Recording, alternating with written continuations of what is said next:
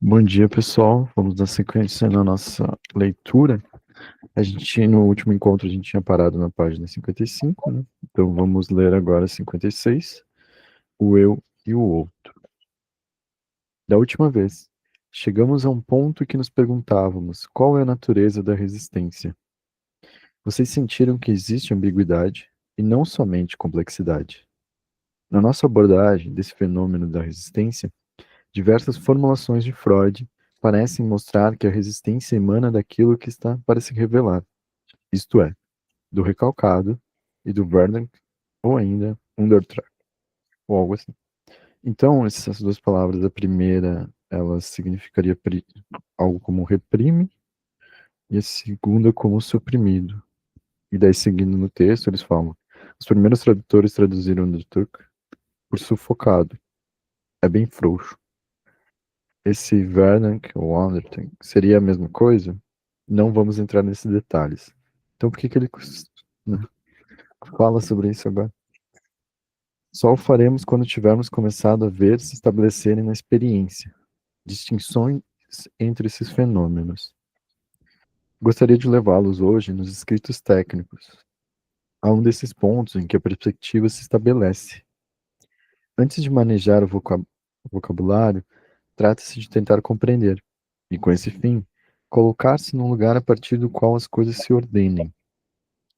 Na apresentação de doentes da sexta-feira, anunciei-lhes a leitura de um texto significativo, e vou tentar manter a minha promessa.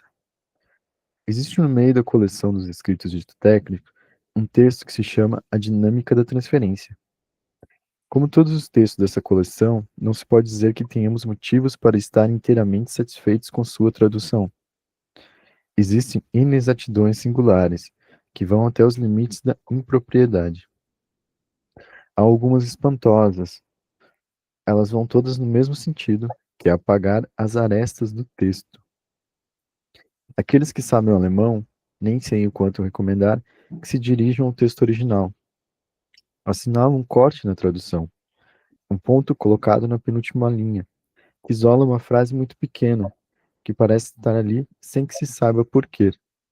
Enfim, lembro-nos, ninguém pode ser morto, em absentia ou em infinde. No texto alemão existe, porque é preciso se lembrar que ninguém pode ser morto em absentia ou em infinde. É articulado a frase precedente, isolada. A frase não se compreende quando o texto de Freud é perfeitamente articulado. A passagem desse artigo que lhes anunciei, vou lê-la, vocês encontrarão na página 55 da tradução francesa. Ela se articula diretamente com a passagem importante dos estudos, que eu lembrei para vocês, onde se trata da resistência encontrada por aproximação no sentido radial, como diz Freud, no discurso do sujeito, quando se aproxima da formação profunda que Freud chama o núcleo patógeno. Estudamos um complexo patógeno às vezes muito aparente e às vezes quase imperceptível. Traduzirei antes por ou bem aparente como sintoma, ou bem impossível de aprender, não manifesto, porque se trata da maneira pela qual o complexo se traduz, e é da tradução do complexo que se diz que ela é aparente, ou que ela é imperceptível. Não é mais a mesma coisa que dizer que o próprio complexo o é.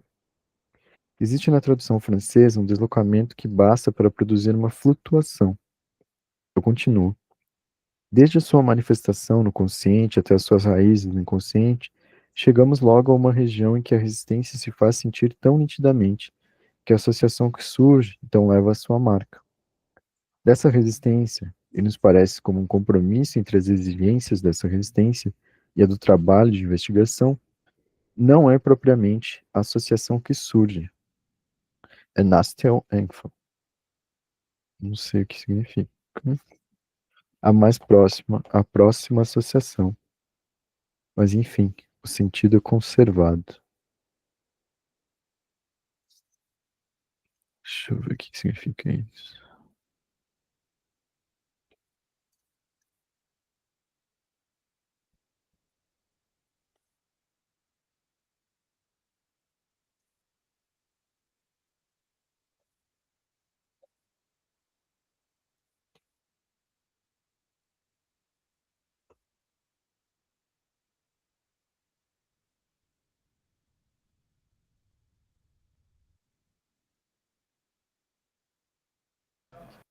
Aqui diz que é a próxima ideia, a próxima associação. Ah, tá. Próxima ideia. Deixa eu anotar isso. No, a continuação do texto ele fala, né? Então, a próxima associação.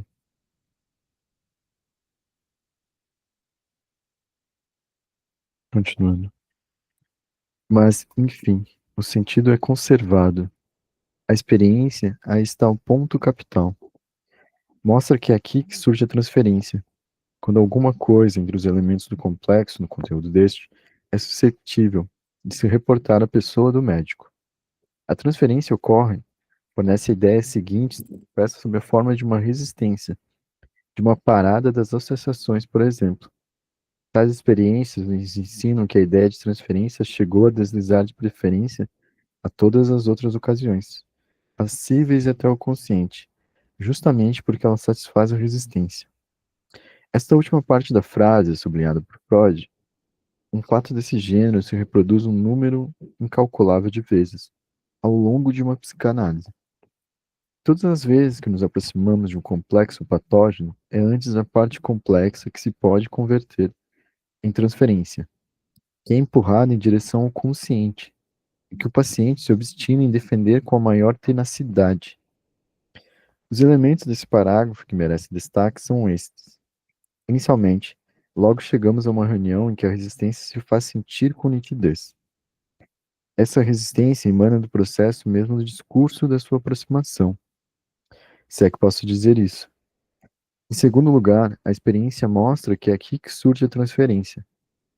Em terceiro lugar, a transferência se produz justamente porque satisfaz a resistência. Em quarto lugar, um fato desse gênero se reproduz um número incalculável de vezes ao longo de uma psicanálise. Trata-se de um fenômeno sensível na análise, e essa parte do complexo que se manifestou sob a forma transferência é empurrada para o consciente nesse momento. O paciente obstina-se em defendê-lo com maior tenacidade. Aqui se junta uma nota em que coloca em relevo o fenômeno de que se trata, fenômeno com efeito observável, algumas vezes com uma pureza extraordinária. Essa nota recorta uma indicação que emana de outro texto de Freud.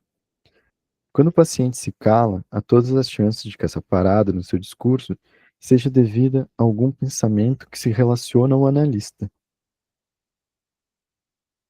No manejo técnico, não é raro, mas que não obstante ensinamos aos nossos alunos a medir, a refrear. Isso se traduz por uma questão do tipo: sem dúvida você tem alguma ideia que se relaciona comigo. Essa solicitação cristaliza às vezes o discurso do paciente em algumas observações que concernem, seja o aspecto, seja a cara, seja o mobiliário do analista, seja a maneira pela qual o analista o recebe naquele dia. Esse manejo não deixa de ter fundamento.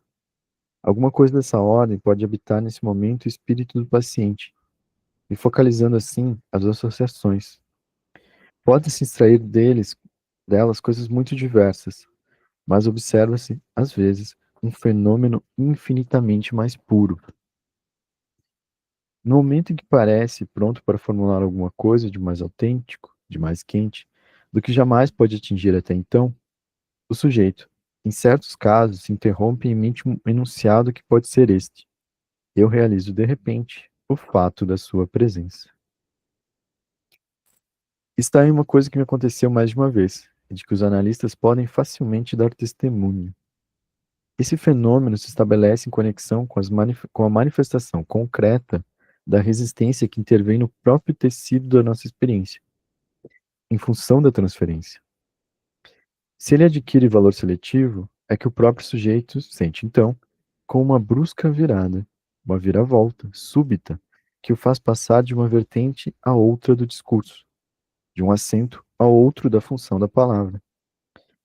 Quis colocar logo diante de vocês esse fenômeno bem centrado, que elucida o nosso assunto de hoje. É o ponto que vai nos permitir a partir de novo para colocar as nossas questões. Antes de prosseguir nessa caminhada, quero, quero deter-me um momento no texto de Freud, para lhe mostrar bem o quanto aquilo que lhe falo é a mesma coisa de que lhe falo. É preciso que vocês se libertem por um instante da ideia que a resistência é coerente com essa construção segundo a qual o inconsciente é, num dado sujeito, num dado momento, contido e, como se diz, recalcado. Seja qual for a extensão que possamos dar ulteriormente ao termo resistência, na sua conexão com o conjunto das defesas, a resistência é um fenômeno que Freud localiza na experiência analítica. É por essa razão que a pequena nota anexa à passagem que li para vocês é importante. Freud coloca aí os pingos nos is. Não se deveria concluir, entretanto, por uma importância patógnica. É bem o que estou lhe dizendo.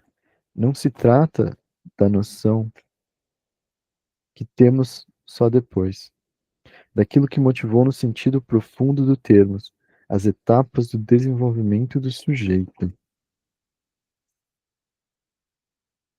Querem pontuar alguma coisa até aqui? Continuando.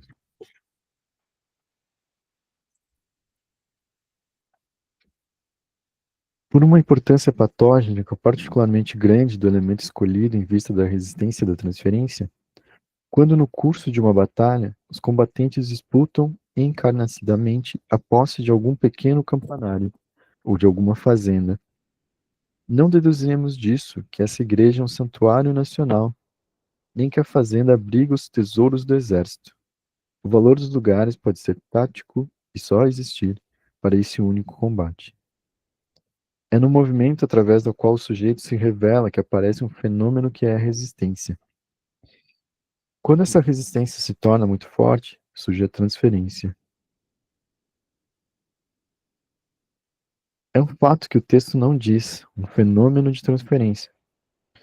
Se Freud tivesse querido dizer aparece um fenômeno de transferência, ele o teria dito. A prova de que essa diferença é significativa é o fim do artigo. Na última frase, a que começa por reconhecemos que nada é mais difícil em análise do que traduziu em francês as resistências, enquanto o texto diz, é muito grande isso aqui, isso é o acosso dos fenômenos de transferência. Utilizo essa passagem para lhes mostrar que, tem outra palavra gigante aqui, é do vocabulário de Freud. Por que, aliás, se traduziu por resistência? Não é um sinal de grande cultura, senão de grande compreensão.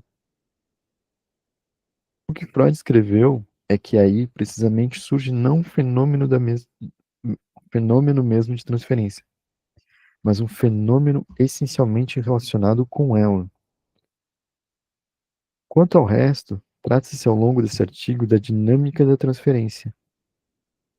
Não tomo no seu conjunto todas as questões que são ali colocadas, porque tocam a especificidade da transferência em análise. O fato de que a transferência não está aí, como em qualquer outro lugar, mas que desempenha uma função inteiramente particular. Aconselho-lhes a ler esse artigo. Trago aqui somente para auxiliar no nosso estudo da resistência. Entretanto, como vocês verão, o ponto pivô daquilo que se trata na dinâmica da transferência, o que é que isso pode nos ensinar sobre a natureza da resistência? Pode isso nos permitir responder à questão quem fala, portanto, saber o que quer dizer a reconquista, o reencontro do inconsciente?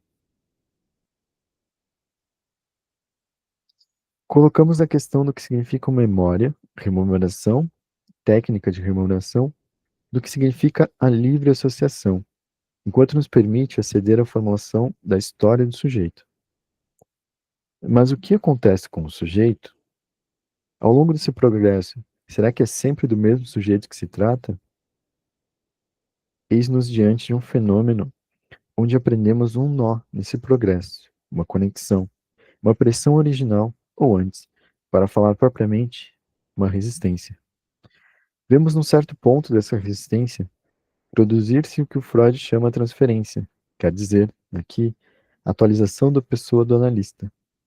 Extraindo-a da minha experiência, ele os disse há pouco, que no ponto mais sensível, parece-me, e mais significativo do fenômeno, o sujeito sente como a brusca percepção de algo que não é tão fácil de definir, a presença.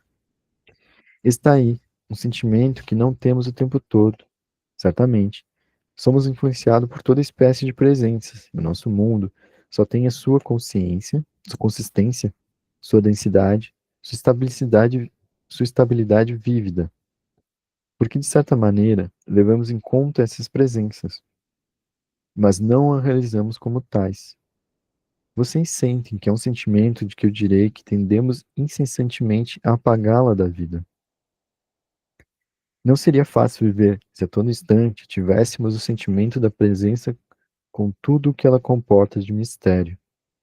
É um mistério que afastamos e ao qual, para dizer logo tudo, nos acostumamos.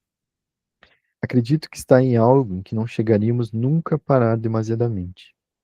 E vamos tentar tomá-lo por outras pontas, porque o que Freud nos ensina, o bom método analítico, consiste em reencontrar sempre uma mesma conexão, uma mesma relação, o mesmo esquema, que se apresenta ao mesmo tempo nas formas vividas em comportamentos e também no interior da relação analítica. Trata-se para nós de estabelecer uma perspectiva, uma percepção em profundidade de diversos planos, noções como o isso e o eu, que estamos habitados por certos manejos de colocar de maneira maciça. Esse isso tem uma nota do tradutor, vamos dar uma olhadinha lá.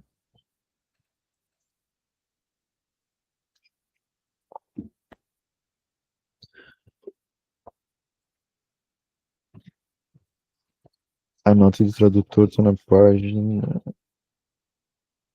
380. Quase um capítulo, né, uma nota.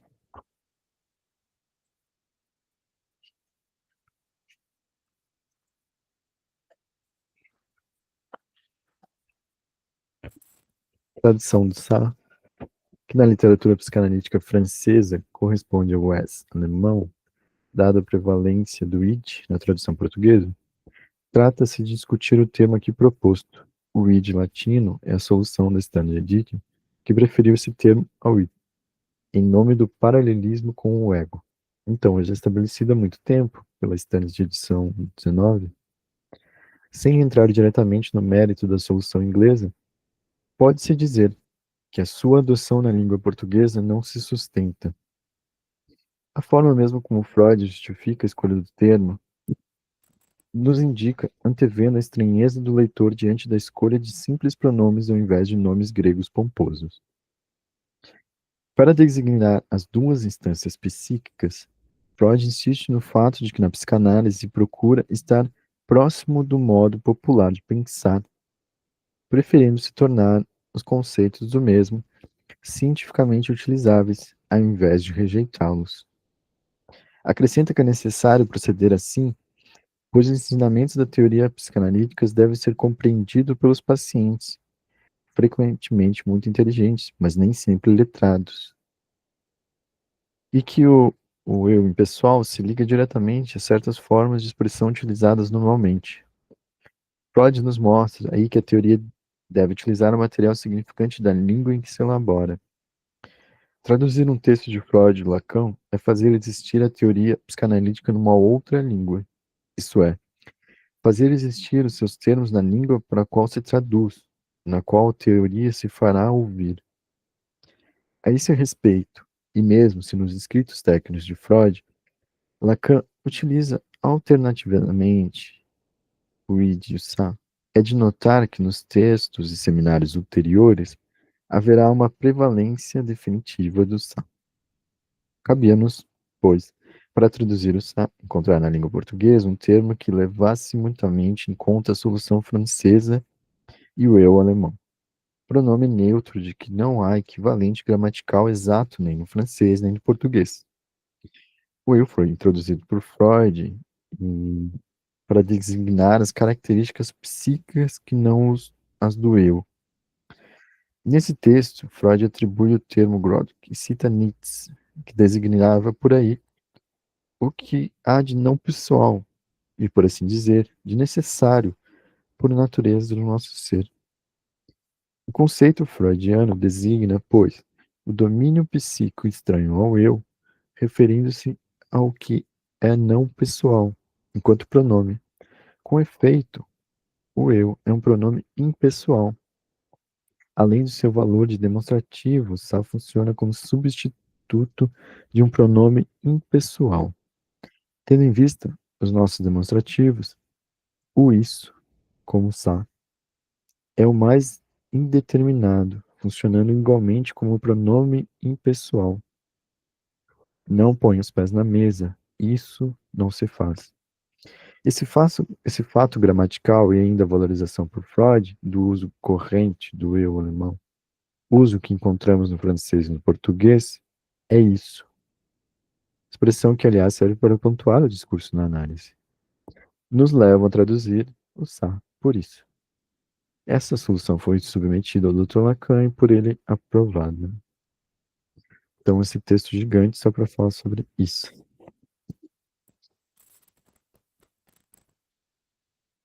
Voltando.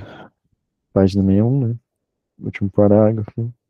Trata-se Trata-se para nós de estabelecer uma perspectiva, uma percepção em profundidade de diversos planos, noções como o isso e o eu, que estamos habituados por certos manejos a colocar de maneira maciça. Talvez não sejam simplesmente um par contrastado. É preciso escalonar aí uma estereoscopia um pouco mais complexa. Aqueles que resistiram ao meu comentário do Homem dos Lobos, já tão longínquo agora, há um ano e meio, gostaria de lembrar certos pontos particularmente surpreendentes desse texto. No momento que aborda a questão do complexo de castração do seu paciente, questões que ocupam uma função extremamente particular na estruturação desse sujeito.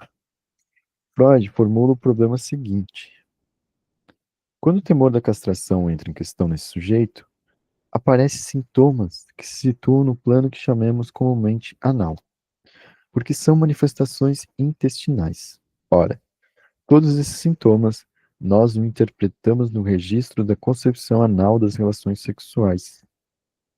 Consideramos que eles testemunham uma certa etapa da teoria infantil da sexualidade. Com que direito? Pelo fato mesmo de que a castração entrou em jogo, o sujeito não se levou ao nível da estrutura genital? Qual é a explicação de Freud? Quando o sujeito diz Freud tinha chegado a uma primeira maturação ou pré-maturação infantil, estava maduro para realizar ao menos, parcialmente, uma estruturação mais especificamente genital da relação dos seus pais. Recusou a posição homossexual, que é a dele nessa relação, não realizou a situação edipiana. Recusou, rejeitou a palavra alemã, que é Verwitz, ou algo assim.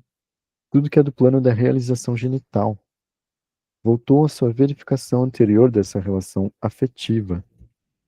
Retirou-se para as posições da teoria anal da sexualidade. Não é nem mesmo um recalque, no sentido em que um elemento que teria sido realizado no certo plano se encontraria posto de lado. Recalque, diz ele na página 111, é outra coisa. Na tradução francesa, devida a pessoas cuja intimidade com Freud deveria talvez tê-la iluminado um pouco mais, mas sem dúvida, não basta ter levado a relíquia de uma personalidade eminente para estar autorizado a fazer de si mesmo o guardião dela. Traduz-se. Um recalque é outra coisa que um julgamento que rejeita e escolhe.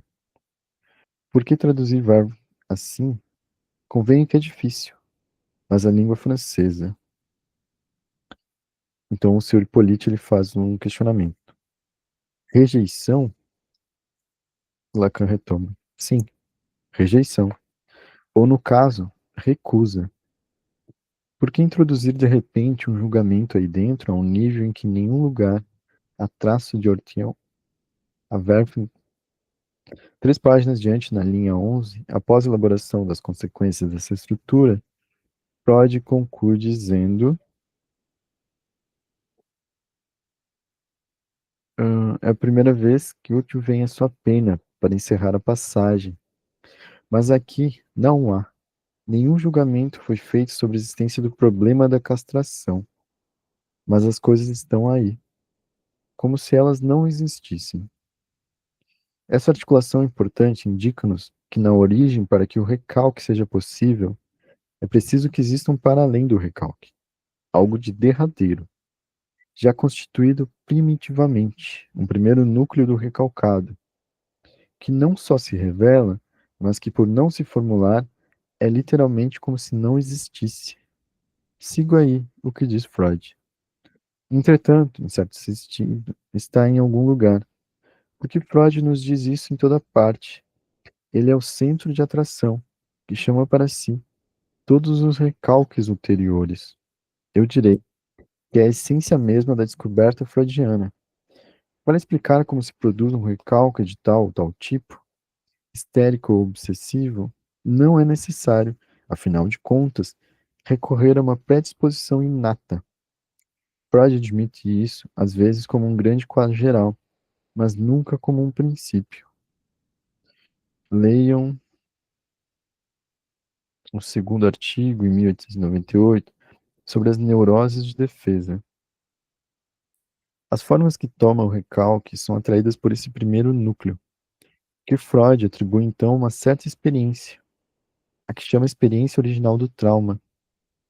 Retomaremos mais tarde a questão do que quer dizer trauma, cuja noção deve ter sido relativizada, mas retenho que o núcleo primitivo é de um nível diferente dos avatares do recalque.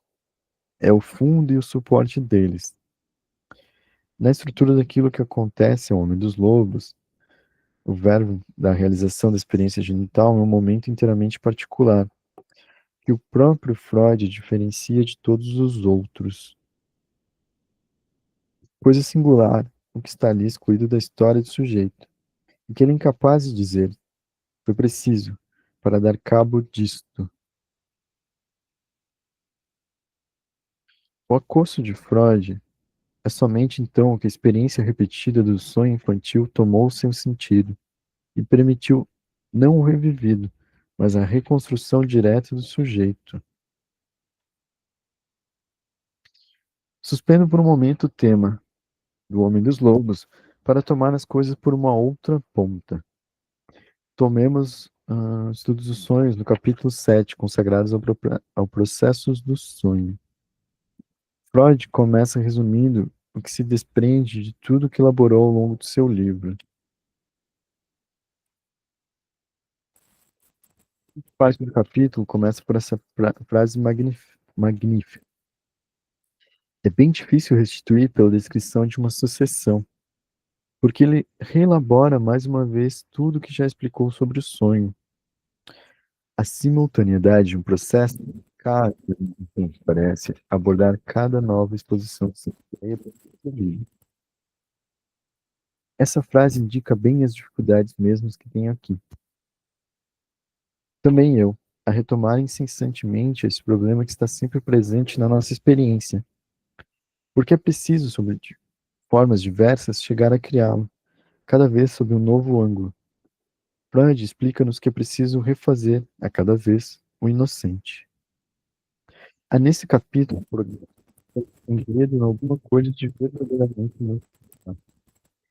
Freud enumera todas as objeções que se podem fazer sobre a validez da lembrança do sonho. O que é o sonho? A reconstituição que o sujeito dele faz seria exata? Que garantia temos nós de que uma verbalização ulterior não se mostrou aí?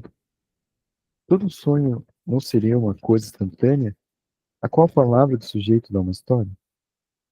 Freud afasta todas essas objeções e mostra que não são fundadas, sublinhando o fato inteiramente singular de que quanto mais o texto que o sujeito nos dá é incerto, mais ele é significativo. É na dúvida mesmo que o sujeito manifesta sobre certas partes do sonho, que ele, Freud, que o escuta, que o espera, que está lá para revelar o seu sentido, reconhece justamente o que é importante, porque o sujeito duvida, ter certeza. Mas à medida que o capítulo avança, o procedimento se atenua a tal ponto que, no limite, o sonho mais significativo seria o sonho completamente esquecido, de que o sujeito não pudesse dizer nada. Eu estava olhando que esse texto ele vai bem mais para frente. Então, acho que a gente podia dar uma pausa aqui para comentar alguma coisa. Foi lido bastante, né? Bem grande, a gente vai se perdendo, né? Fico imaginando como é que era estar ali ouvindo isso tudo, assim, só falando. Tem alguns pontos que eu tinha deixado antes. Não sei se vocês também pontuaram, anotaram, riscaram alguma coisa aí ao longo do texto. Sim, eu sublinhei algumas coisas, mas Quer... pode falar e depois eu vejo se é a mesma coisa e Não, falo. aproveita e fala um pouco, daí eu descanso minha garganta.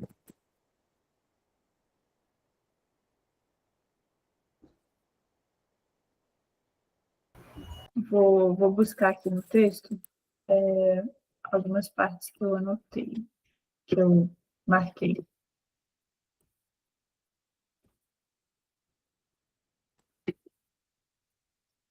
Tá, a primeira, a resistência emana daquilo que está para se revelar. Pareceu importante. Aí depois, todas as vezes que nos aproximamos de um complexo patógeno, é antes a parte complexa que pode se converter em transferência, que é empurrada em direção ao consciente, que o paciente se obstina em defender com a maior tenacidade. Achei interessante também. Depois, a transferência se produz justamente porque satisfaz a resistência. E aí ficou um pouco confuso para mim.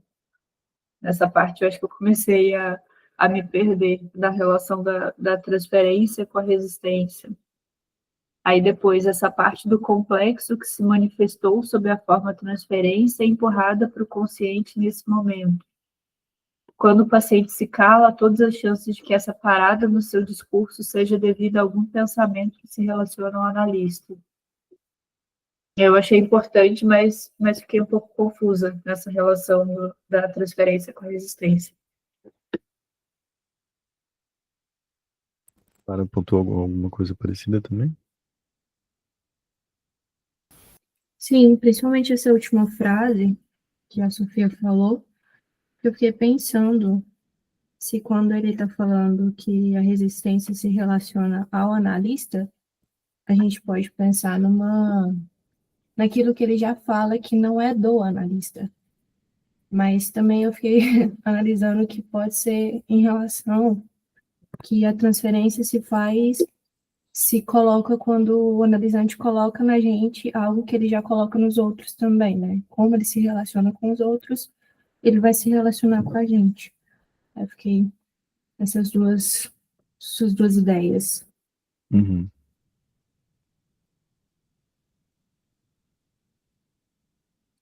Eu achei interessante essa também, do quando o paciente se cala, todas as chances de que essa parada no seu discurso seja devido a algum pensamento que se relaciona ao analista. E daí ele fala, né, que uma das questões, né, seriam, sem dúvida, você tem alguma ideia de que se relaciona comigo? E daí depois, isso na página 58, na página 59, ele vai falar, né, no segundo parágrafo, no momento em que ele parece pronto para formular alguma coisa de mais autêntico, de mais quente do que jamais pôde atingir até então, o sujeito, em certos casos, se interrompe e emite um enunciado que pode ser este. Eu realizo, de repente, o fato da sua presença. Eu acho que juntando essas coisas, eu anotei coisas parecidas aqui, desse ponto de quando a gente se dá conta do analista, quando a gente está na análise, a gente está ali naquele fluxo de estar falando, falando, e de repente a gente percebe o analista numa postura próxima de algo, né? Então, às vezes, a gente não vai falar aquilo pelo analista em si, pela figura, daí por vários motivos, pode ser, ou por vergonha de dizer o que iria dizer, ou até, tipo, pensar que não faz sentido aquilo que está sendo dito, né? Então, dá para caminhar por vários pontos, ou pode ser esse também, ver que aquilo que tu está falando para o analista é como se estivesse falando para alguma pessoa que o analista está apresentando ali, né? Então, eu fiquei pensando um pouco nesses pontos, sabe? Por exemplo, tanto daquele do que a gente responde com raiva, alguma coisa assim, e depois a gente se dá conta de que, opa, não era o analista, mas eu estou respondendo uma outra pessoa. Pensando nesses pontos, assim.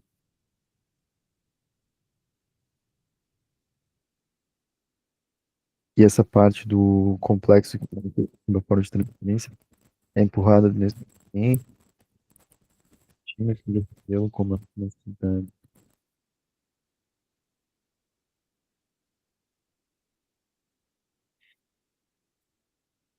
Isso eu fiquei pensando na questão, né? Tipo, às vezes quando a gente tinha pontuado alguma coisa, a gente tenta dizer que não, ou até, por exemplo, de algo sintomático, a gente vai dizer, não, isso não é nada, é só X coisa. Não tem nada a ver com isso que a gente tá falando. Isso. Então foram por aí que eu comecei a pensar.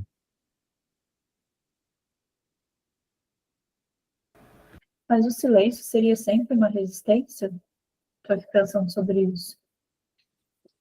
Eu acho que não tem, acho que nada dá pra dizer que é algo que sempre que A acontece é igual B. Acho que se a gente for pensar assim, a gente vai criar um manual, né? Não é por aí. Mas aqui, pelo menos nesse momento do texto que ele vai falando, ele tende a acreditar que vai mais por esse caminho. Às vezes, eu tento sempre fazer um paralelo quando eu estou vendo esse ponto, tanto na minha figura de analista como na figura de analisando, para ver se faz um pouco de sentido qual que é a posição que eu estou como analista, de quando eu vejo o silêncio vindo do paciente, e quando é o meu silêncio na análise, né? Daí dá para fazer um paralelo, assim. Às Mas quando a gente vezes, estava lendo, não pode pode ir, falar, pode ir. não. É porque quando a gente estava lendo, o que mais ficava ressoando aqui é o que a gente às vezes escuta muito. Eu escuto, já escutei, sobre a resistência ser sempre do analista. Onde será que ela entra nisso tudo? Eu fiquei aqui pensando. Sim, nesse ponto que Freud está puxando aqui, na verdade que Lacan está puxando de Freud, é que Freud tendia a pensar mais na posição do paciente, né, de que o tratamento andava a partir dele.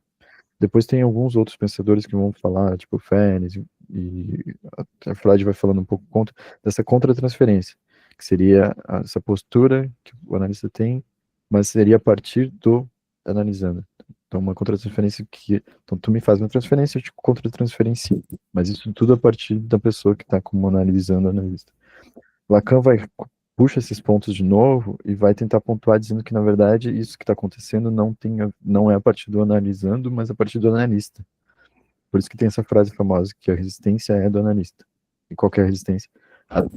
Tem um assunto que a gente não quer ouvir, ou a gente não consegue ouvir, e meio que interrompe ou faz uma interpretação errada, errônea. Daí depois, mais pra frente, Lacan vai pontuar essa questão quase da jovem homossexual de Freud não conseguir ouvir. E por isso, então, a resistência estava ali a partir do Freud, não da pessoa. Então, isso são construções que são feitas ao longo do tempo. Mas aqui no texto ele está puxando esses fios ainda. Ele não chegou nisso. Então, se uma terapia ela não anda, hoje a gente tende a pensar que realmente é por conta que o analista não. E tem outra frase que eu achei aqui famosa que é, né, tipo, uma terapia só vai até onde você conseguiu levar, né? Por conta desses pontos, assim.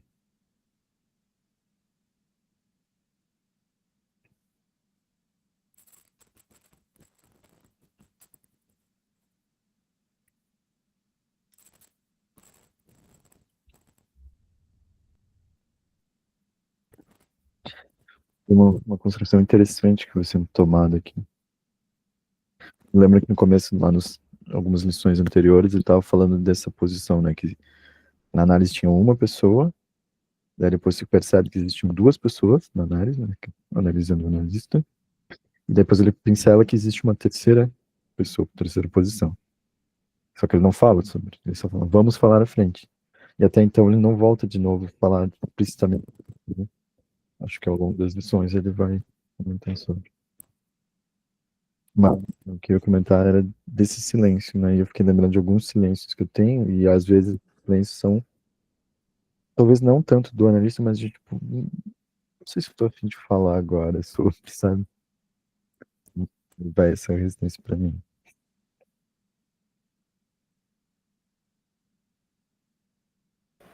Ou talvez o silêncio quando o analista toca justamente no ponto. E aí o analisante está elaborando.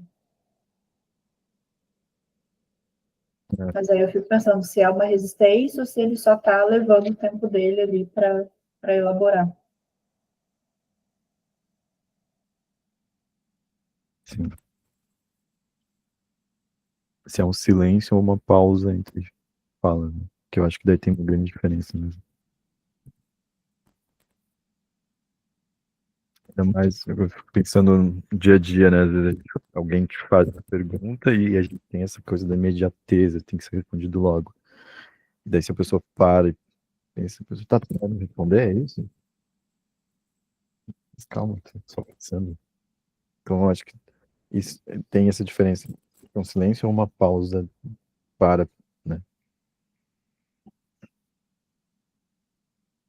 Acho engraçado pensar nisso, porque eu lembro quando, tipo, as pessoas falam que antigamente se fazia terapia, análise por telefone, né?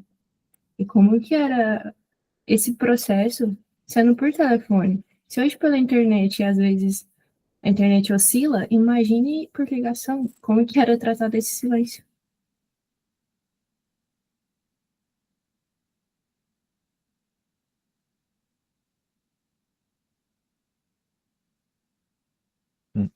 Fiquei pensando nos Realmente. dilemas online no começo, que era de tipo, a pessoa, tu ficava pensando se a pessoa travou, se é um silêncio, se é a internet, se é isso, aquilo. Ou se cai a, né, a conexão foi um corte, e queda da internet, queda da luz, várias pontas, né? O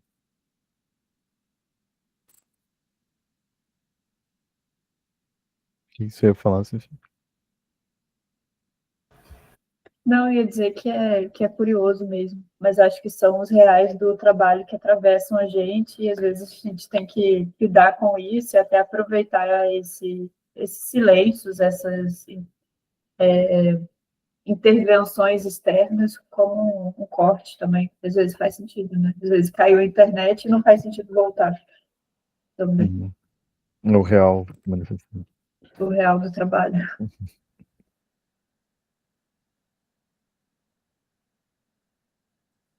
Mas eu acho que sim. Se alguém quiser pontuar mais, eu acho que é isso. Ficamos por aqui, então. Acho que a gente precisa de uma pausa para elaborar esse tanto de informação.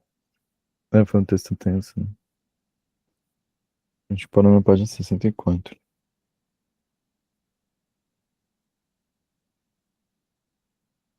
Então, até semana que vem, pessoal. Até semana que vem. Bom fim de semana. Tchau, tchau. Tchau, gente.